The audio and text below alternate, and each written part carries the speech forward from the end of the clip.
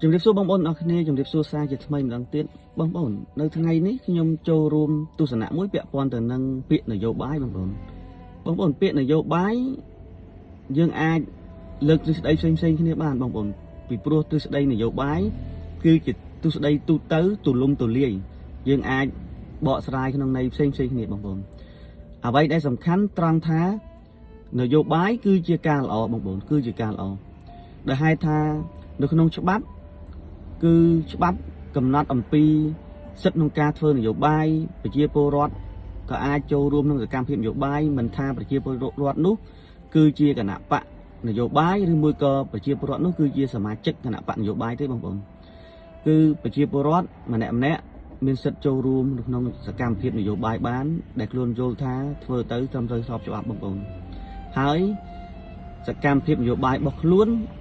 មិនធ្វើឲ្យប៉ះពាល់ដល់សិទ្ធិនយោបាយរបស់អ្នកដទៃបងប្អូននយោបាយ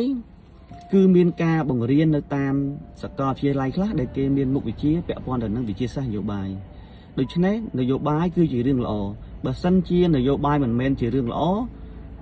ពុំមានមុខវិជ្ជារៀនអំពីវិទ្យាសាស្ត្រនយោបាយទេបងប្អូនហើយមួយទៀតបងប្អូននយោបាយមុននឹងធ្វើនយោបាយអ្នកដែលមានបំណងចង់ធ្វើនយោបាយគាត់ត្រូវសិក្សាស្វែងយល់ពីចំណេះដឹងពាក់ព័ន្ធទៅនឹងនយោបាយក៏ដូចជានីតិនយោបាយបងប្អូន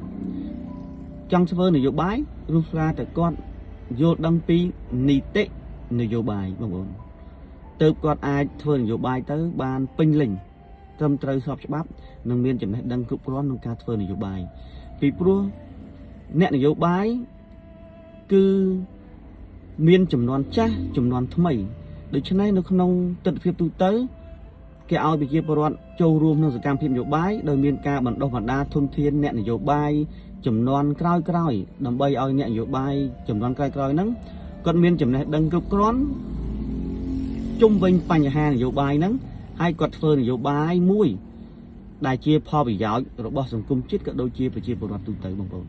ដូច្នេះការធ្វើនយោបាយខ្ញុំសរុបជូនបងប្អូនឡើងវិញថាការធ្វើនយោបាយមិនមែនជារឿង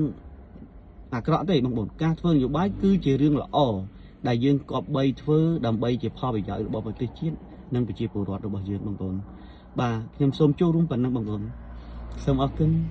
ជម្រាបលា